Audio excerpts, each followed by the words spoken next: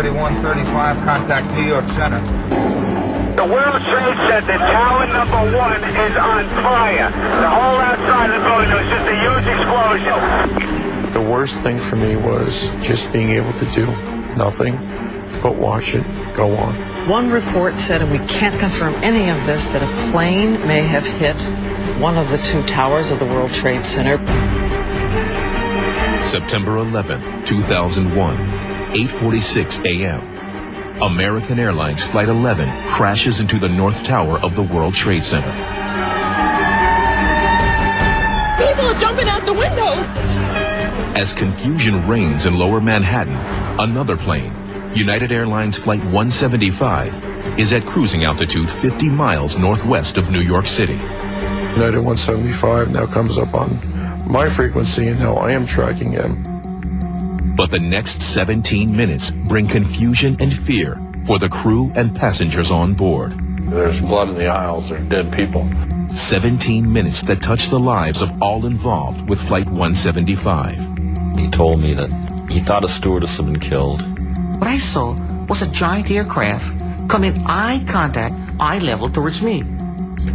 17 minutes that are the ultimate challenge for the men charged with keeping the skies safe. At that point, I got very scared because I realize now that this is something that we have never seen before. 17 minutes that will become a turning point in history.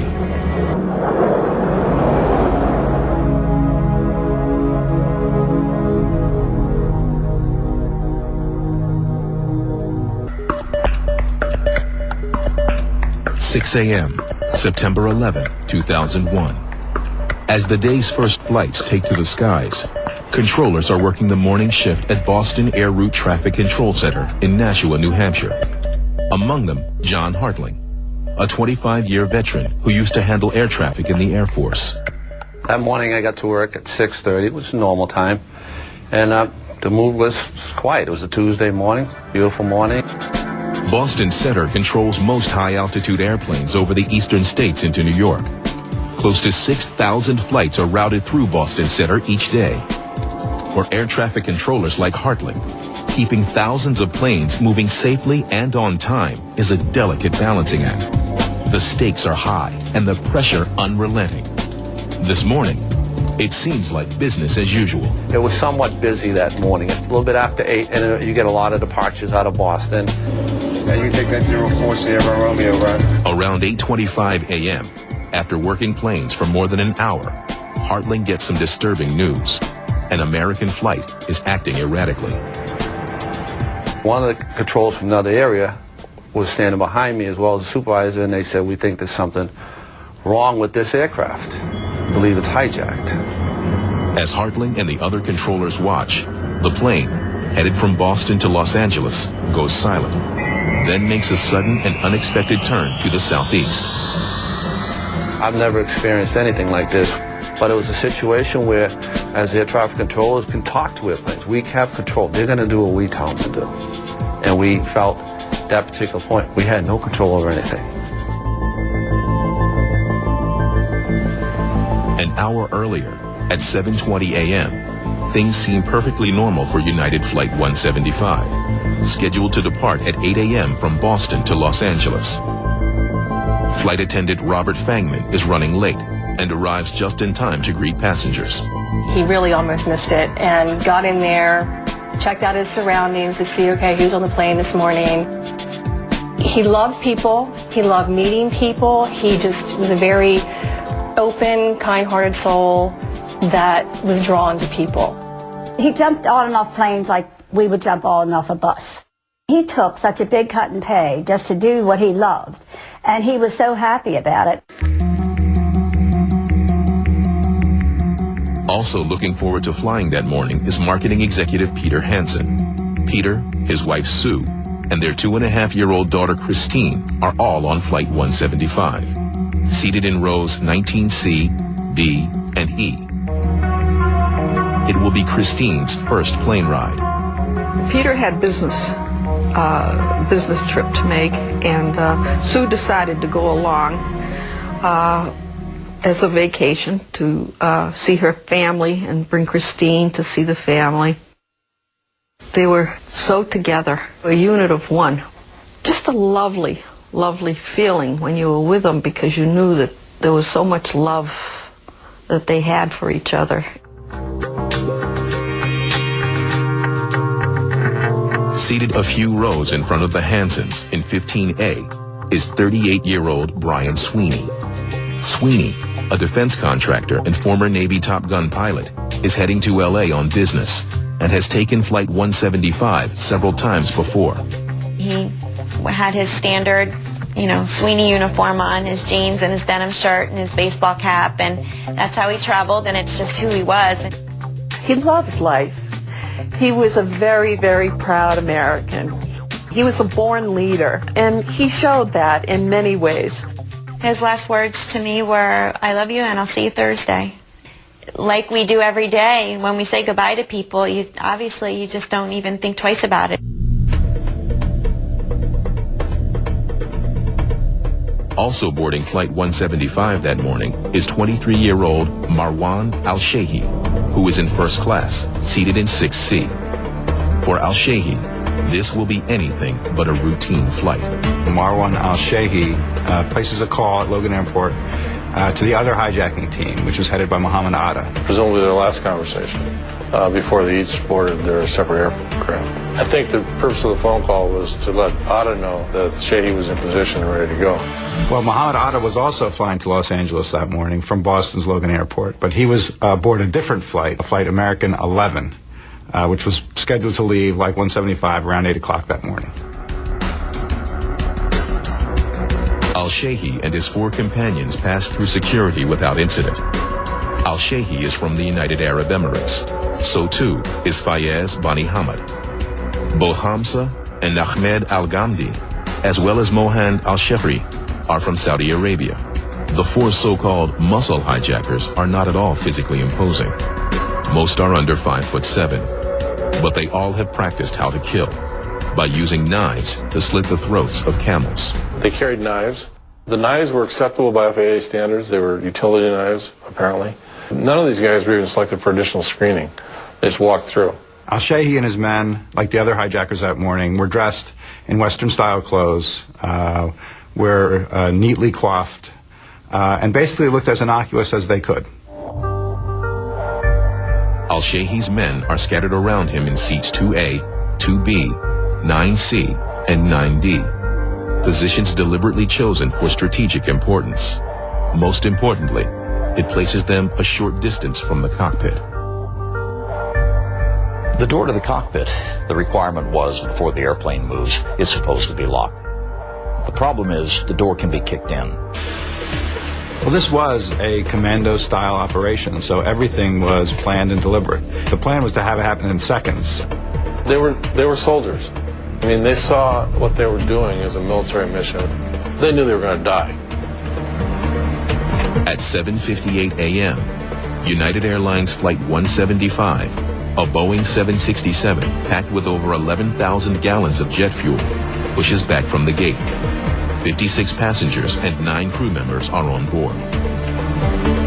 I just had a bad feeling. Something is going to happen. It's not going to be good.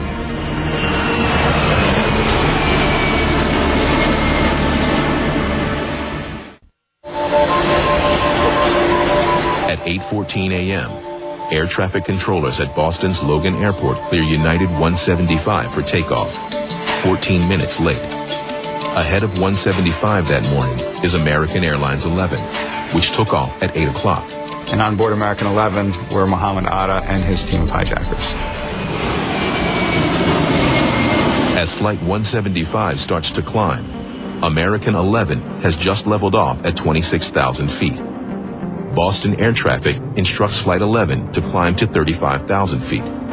There's no response. Right after 8:14, the hijacking of American 11 begins. The muscle hijackers seated in the front storm the cockpit, somehow gain entry. More than likely they killed the pilot and co-pilot by slitting their throats, and then bring Mohammed Atta up to the front to fly the plane. Air traffic controllers at Boston Center repeatedly try to reach Flight 11. There is no reply.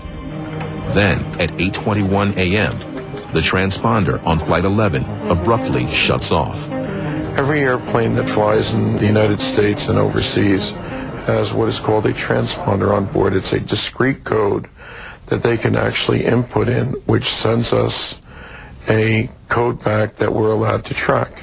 They had it apparently in their heads that they were going to make these airplanes invisible by doing this. Well, that's not true. They certainly make it more difficult for air traffic control to follow it. And we could still keep a tag on them and follow the track of the aircraft. But we have no idea what his altitude is. And his last reported altitude, he was cleared to 29,000 feet, which is flight level 290.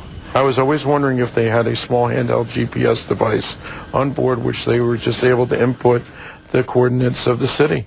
Even without that, it would have been a fairly simple thing to watch outside, make a turn to the south, the West Coast bound flights, and then start looking for the outline of New York City. As air traffic in Boston Center, which has noticed that the transponder is off, has tried repeatedly to contact American 11, all of a sudden at about 8:24, they hear a suspicious transmission. We have some planes.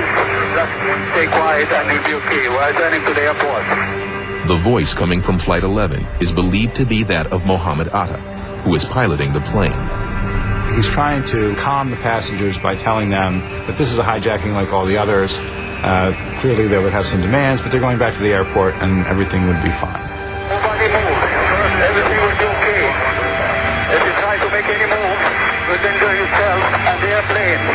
Just stay quiet. What he was attempting to do was to talk to the passengers. You can tell that by what he said. But the fact was he transmitted it in the open on a radio frequency. The pilots of United 175 were originally on the same frequency as American 11. So they actually heard all the transmissions being made by Atta at the time. When you hear something weird on the radio as a pilot, and we do quite often, you may look at each other and go, what the heck was that? But unless there's something to link it to, you're probably not going to say anything more about it. The pilots of United 175 don't report the suspicious transmission right away. But at Boston Center, alarm bells are going off. Air traffic controller John Hartling takes over tracking Flight 11. Everybody in the facility kind of knew that there was something really wrong at this particular point. You got an American airliner at 29,000 feet. His transponder's not working, and he was flying at great speed, and he's not talking to anybody. Boston Center now assumes Flight 11 has been hijacked. Normally in these situations, pilots would input a specific code. And it blinks up and shows emergency on our radar scopes. And there's a code also they can put up there for hijack. And it shows and it reads hijack on our scope. But in this case, he just turned the transponder off, so we had no code at all.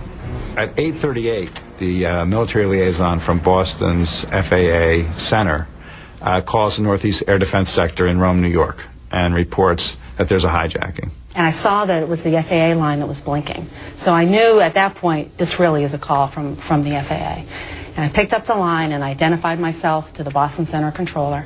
And he said, he was very, he was kind of stumbling a bit. You could tell he was very concerned. All right, Boston Center Team U, we have a problem here. We have a hijacked aircraft headed towards New York. And we need someone to scramble some F-16s or something up there to help us out. Is this real world or exercise? No, this is not an exercise, not a test.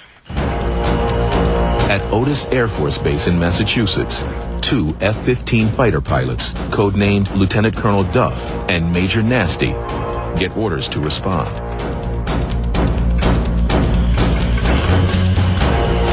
He said, it's Otis Tower, something about a hijacking. He said, this looks like the real thing. Duff came in and said that there was a possible hijacking. The fighter pilots are airborne and headed south within minutes. Around this time, United Flight 175 has just reached its cruising altitude. Flight attendants may have started beverage service. At that point, the flight is fairly normal as far as the passengers are concerned. I had asked United 175 how the weather was. And he told me he could see for miles and miles and miles. And I told him, I said, I want you to look at your 1, 2 o'clock and look at about 29,000 feet. Tell me if you see an American 767. And he came back. He said, yeah, I see him out there. He's southbound, and he's about that altitude, 29,000 feet. Well, I turned United. I said, United 175, turn 30 degrees to the right. I want to make sure I keep you away from this aircraft. For any of us at any time and any part of airspace to be told, stay out of the way of another jetliner, what in the world is going on? That would raise all sorts of alarms in the minds of the pilots. At 8:41 a.m., Hartling hands Flight 175 off to New York's Air Traffic Control Center, where controller Dave Battaglia takes over. Battaglia has been directing planes for more than 20 years. United 175 now comes up on my frequency, and now I am tracking him. And his very first words are, we heard the threatening transmissions from American 11. That would be 175's last transmission with the ground. The pilots of 175 have no idea that they are just moments away from the same fate. We're looking for American 11. He is still flying, but he is heading southeastbound right towards New York City. And as he gets close to the city, we're wondering if he was going to be landing at one of the airports. One of my fellow controllers on the other side of the room, I heard him say, that airplane's going to hit the World Trade Center. At 8:46 a.m., American 11 suddenly disappears from radar. I heard this sound that was a shriek and a roar. It was nothing I'd ever heard, certainly in Manhattan before. It sounded like a missile.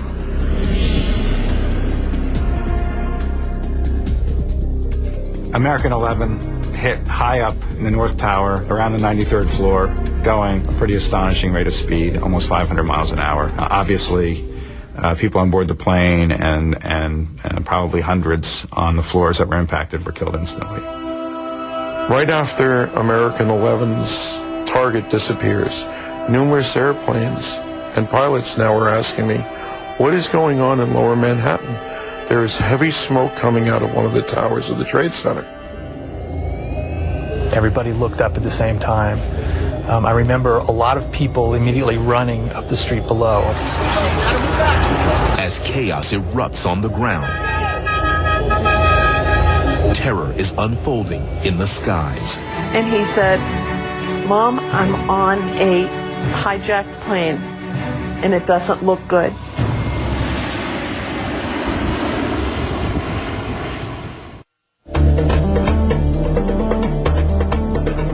The World Trade Center, tower number 1 is on fire. The whole outside of the building, it was just a huge explosion. Engine 1 out, World Trade Center, 1060.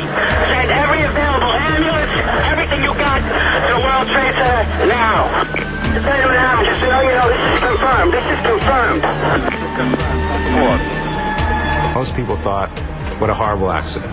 Some people thought it was a helicopter who hit the towers. Some people thought it was a small plane. It was, I think, almost inconceivable to people that it was a jumbo airliner on a transcontinental flight. You know, one of the controllers come back and said, the airplane hit the World Trade Center. And then it started, at that particular time, things started to unravel. We have a number of floors on fire. It looked like the plane was aiming towards the buildings. It looked like it was intentional. It's four more units going into the box. It could be a terrorist attack. Sometime between the last transmission from the pilot at 175 at 8:42 and when American 11 impacted the tower at 8:46, the attack began aboard United 175. Bonnie Hamid and El Sherry, as soon as the light went out, the seatbelt sign went off, they were up and in the cockpit before anybody knew what was going on. The two muscle hijackers stormed the cockpit, somehow gained entry, stabbed the flight attendant. There are reports from 175 that occurred, and then assaulted the pilot and co-pilot. Somebody bursting into the cockpit, your first reaction is not going to be take off the seatbelt, turn around and lunge at them. Your first reaction is going to be to turn around and say, what are you doing here? Who are you? The pilots are probably dead or at least incapacitated within minutes. And at that point, Marwan al-Shehi would have gone into the cockpit and taken control of the flight. The other two guys, the Ghamdis, push all the rest of the passengers and crew. Those were still alive. Apparently one of the flight crew was also slaughtered in the aisle. Pushed them back to the back of the aircraft. Shehi takes over the plane.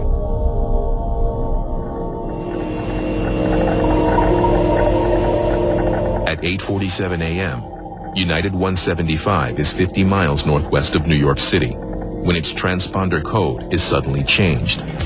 As I look up, I notice that United 175's code has changed. I just turned around and radioed the pilot. My exact words were, United 175, recycled transponders squawk in the code that he was supposed to be on. There was no response. At the time, still not a thing to be worried about. Hijacker al-Shehi obviously intended to turn off that transponder, but because he just changed codes and didn't turn it off, he still left the controllers with a very clear indication of the normal return from an aircraft that was squawking, that's what we call it, with the altitude. People on the plane know something's gone wrong. Obviously, there's blood in the aisle. They're dead people. And some of them start calling their loved ones.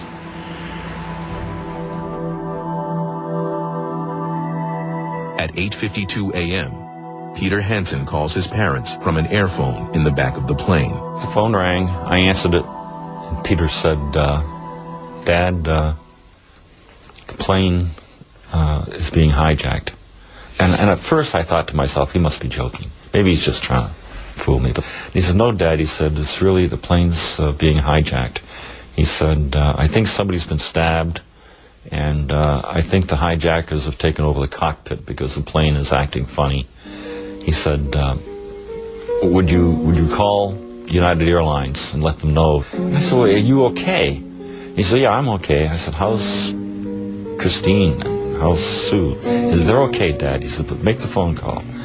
I said, okay. So I hung up.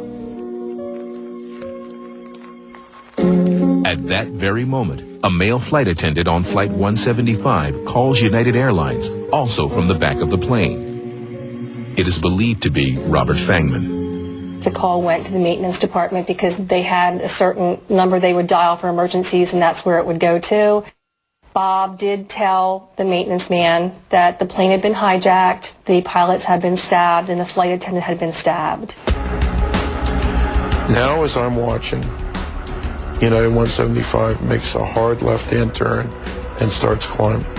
Not only did he make a sharp turn, but he also climbed 3,000 feet in a matter of approximately 1 minute, which is a very fast rate of climb. This is something that we have never seen before. And I immediately turned to the manager of the facility and I said, I believe I just lost United 175. Around 8:52, the fighters that have been scrambled from Otis Air Force Base are airborne, and they're headed over military airspace over the Atlantic Ocean. So as we're climbing out, we go supersonic on the way, which is kind of non-standard for us, and nasty. I even called me in the actuator and said, hey, Duff, you're super. And I said, yeah, I know. Don't worry about it. We both knew that this was something real. We didn't know how bad it could be, but he just wanted to get there as fast as we could and then sort out the problem. They know that their job is going to be to roll out behind this hijacker, to stay out of sight of the aircraft. You don't want to scare anybody, and just pull in 5 miles behind them and watch. That's all their orders are going to be. Around 8:55 a.m., United 175 is now descending from the south over New Jersey when it has a near collision with a Delta flight. The controller who was working the pilot of the Delta yells at him, take any evasive action necessary. We have an airplane that we don't know what he's doing. Any action at all. This is stuff that's you would only see in the movies.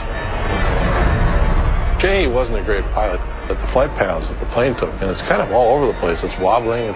Obviously, it was a rocky flight. One of the things he did say to me was that the plane was flying very erratically and that people were very ill.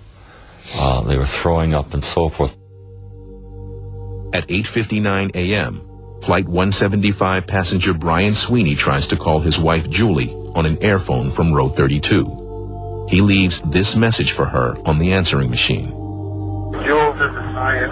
Listen, on an airplane that's been hijacked, and things don't go well, it's not looking good. I just want you to know I absolutely love you. I want you to do good. So happy to find. Same to my parents and everybody. And I just totally love you, and I'll see you later. Hi, babe. Hope I call you. The phone started ringing. I said hello, and I heard, Mom, this is Brian. And he sounded somewhat subdued. And I said, hey, Brian, what's up? And he said, Mom, I'm on a hijacked plane, and it doesn't look good. He started to tell me, he said, I don't know who these people are, and if they come, I may have to hang up right away. With his training, I think there was no question in his mind that it was a terrorist attack and that he was going to die. Otherwise, he would have never picked up the phone and worried us for no reason. Well, knowing Bob, I feel that he was doing his job, taking care of the people, making sure they were calm, and probably not giving much thought to himself at all. The United 175, the hijackers were heading towards the city. We were counting down the altitudes, and they were descending right at the end at 10,000 feet per minute. That is absolutely unheard of for a commercial jet. It is unbelievable for the passengers in the back to withstand that type of force as they're descending. They're actually nosing the airplane down and doing it what I would call a power dive. At 9:01 a.m., United 175 is hurtling at more than 400 miles per hour toward the Statue of Liberty and New York Harbor. A manager at New York Center calls the FAA's command center in Herndon, Virginia. Yeah, several situations going on here. It's escalating big time. And we need to get the military involved with this. We're involved with something else. We have other aircraft that may have a similar situation going on here. Toyota, your Camry connection. Burdick is your Toyota truck headquarters with 3.9% APR plus $2,000 off select Tacoma. Over 300 Toyotas, including the new Yaris and Prius. A smart way to keep moving forward. Your Camry connection. Burdick Toyota in North Syracuse. Check out driversvillage.com for more.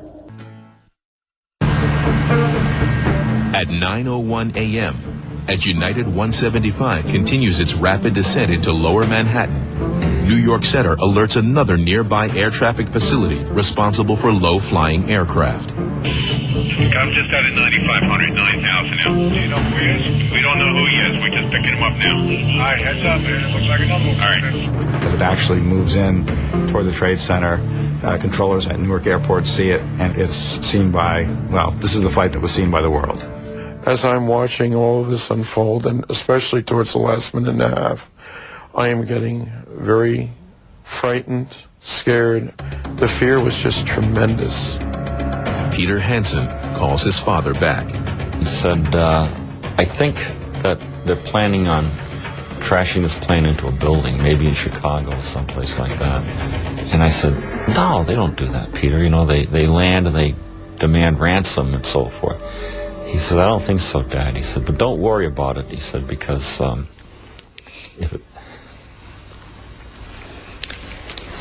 don't worry about it, because if it happens, it'll be quick. One of the controllers started counting out the altitudes, and he says, my God, he's going down at 8,000 feet a minute.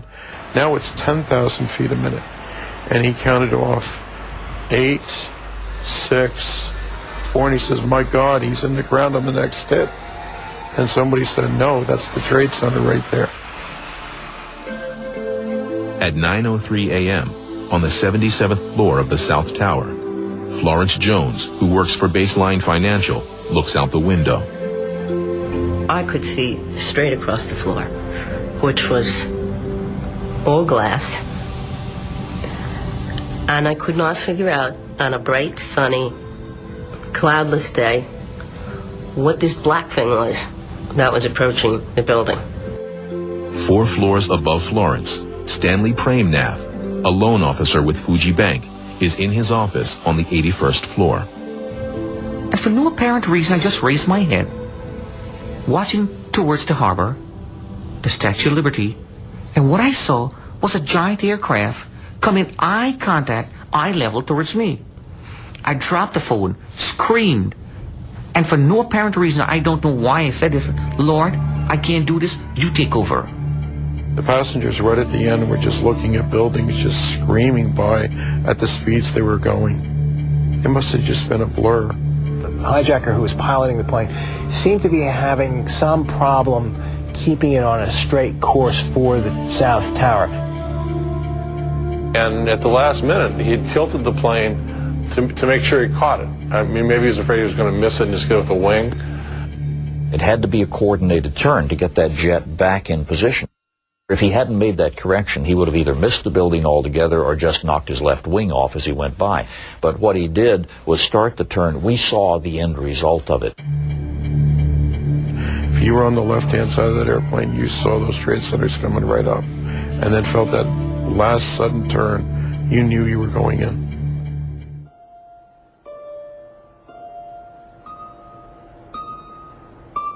At 9:03 a.m., Peter Hansen is still on the phone with his dad. But the television set was on, and I turned it on. And all of a sudden, Peter said, very softly, and said, "Oh my God, oh my God, oh my God." And I think I heard a woman scream, and then nothing.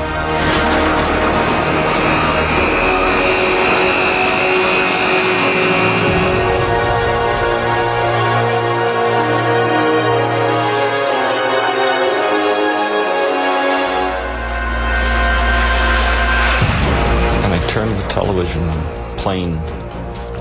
a plane crashed into the World Trade Center, and it was their plane. And so... And all I could say was, oh, I couldn't scream, couldn't cry, couldn't yell. All I said is, oh no.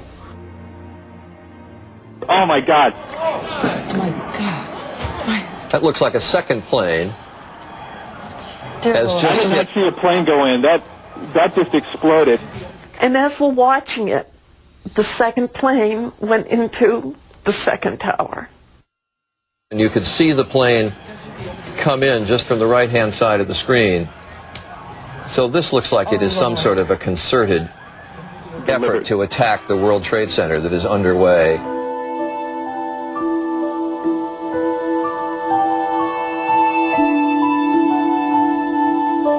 We were just in a state of shock. Everybody just stopped talking. I have never been in the room with the controllers where not one word was said, and not one word was said.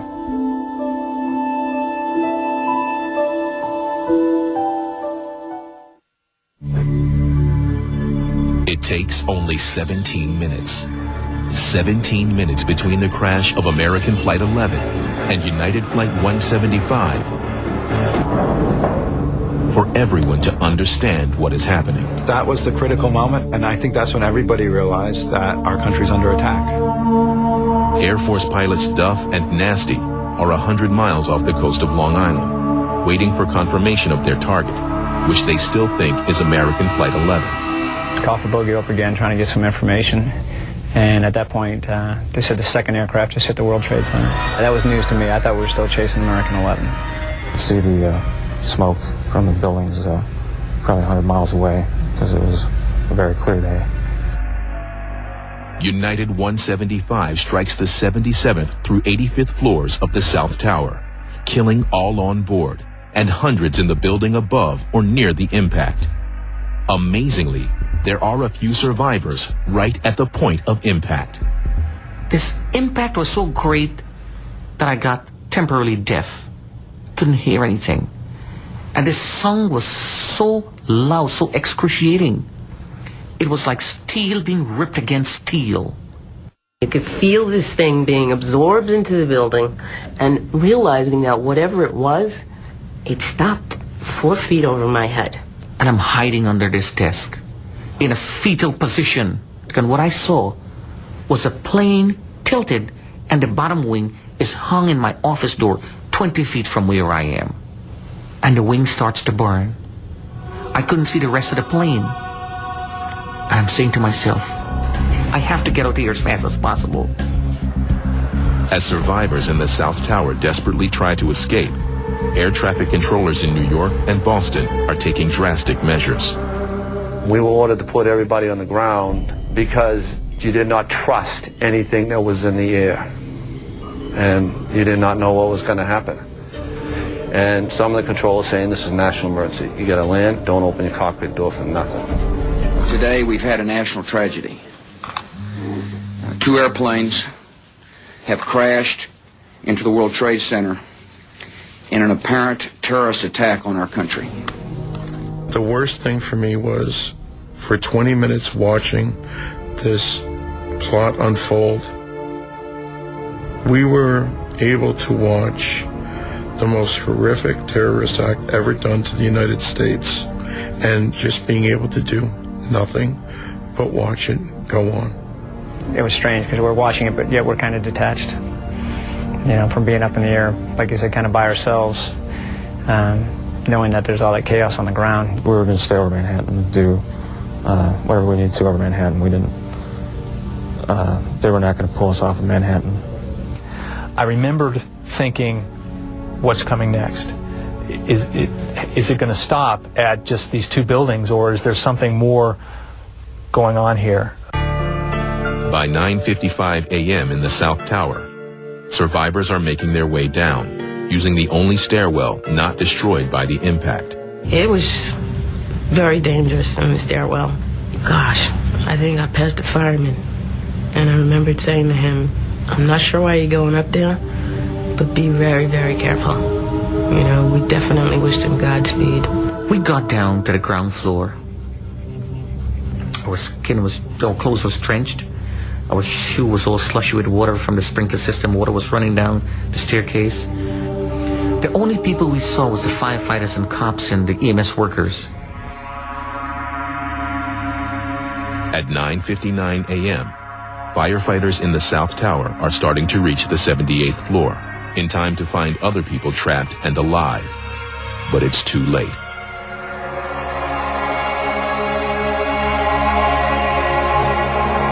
The second building that was hit by the plane has just completely collapsed. The entire building has just collapsed.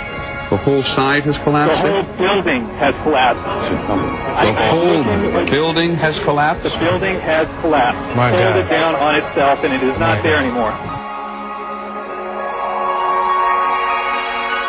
10 seconds, and it's gone. They actually could measure the impact of that building falling down, and the earth, it actually traveled through the ground up hundreds of miles and was registered in seismic devices as far north as Maine. You know, it shook the earth, literally, and it shook our reality. All I could see was, you know, southern Manhattan just covered in smoke. It took me, you know, until Duff said, I think the tower collapsed. To see this thing just falling away from me, and then I realized what was going on. It's absolutely the sickest feeling I've ever had in a plane.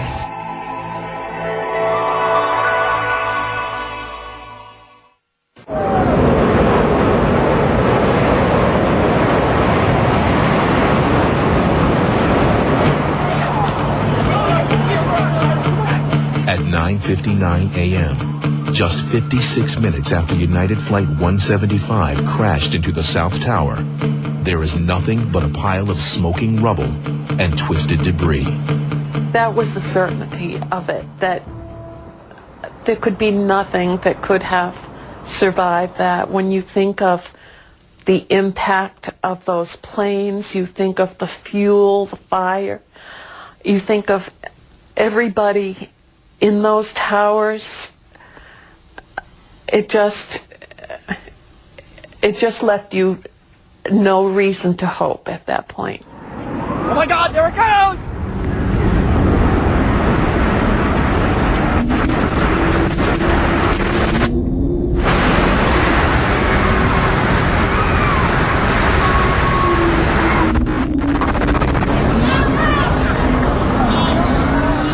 30 minutes later, the North Tower collapses.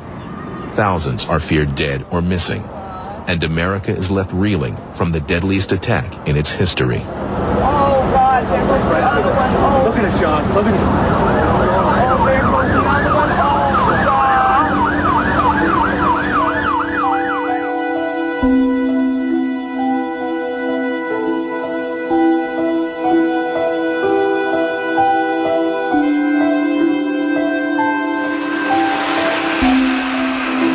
The television images of this plane flying into that building will go down as one of those seminal moments in history. We as a nation, and as a world, frankly, shared the horror of that moment together, live, as it happened. That's never happened before. It's a day I'll never forget, and I know a lot of my coworkers, probably everybody in this country, will never forget. But that's a day that, like I said, we knew before the world knew. For Hartling and Bottiglia, who handled Flight 175, their job has never been the same. Every time an airplane didn't answer, I would jump up. If a code was changed, I would jump up screaming at the supervisor. It is taking a very long time for me to just be able to sit down. And you continue to press on. It's just because you have to do it. I'm proud to be in air traffic control, and I'm very proud of the people that I work with. Today, the lines of communication between air traffic control and the military have been strengthened. Air traffic controllers are trained to immediately report suspicious aircraft to NORAD, who now regularly have fighter jets on alert in the air. If there is a potential threat, pilots are trained to intercept the aircraft and try to get it to land. Shooting down a hostile aircraft is the last resort. The fighter pilots who scrambled that day to intercept the hijacked planes did not have that option. We reacted as fast as we could, went as fast as we could, but it just wasn't enough.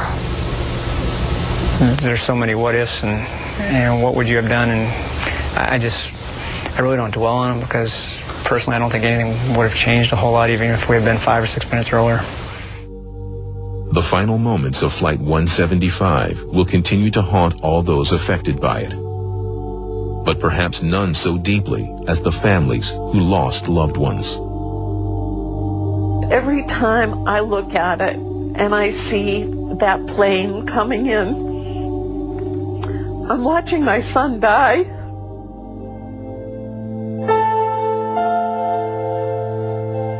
Bobby didn't know he was on the front lines that morning when he got on Flight 175.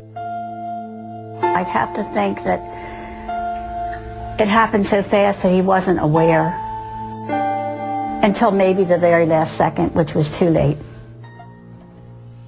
I would like to have the world know that Peter, Sue, and Christine are an example of what this country lost that day. One whole family. We shall never forget what happened on September 11, 2001.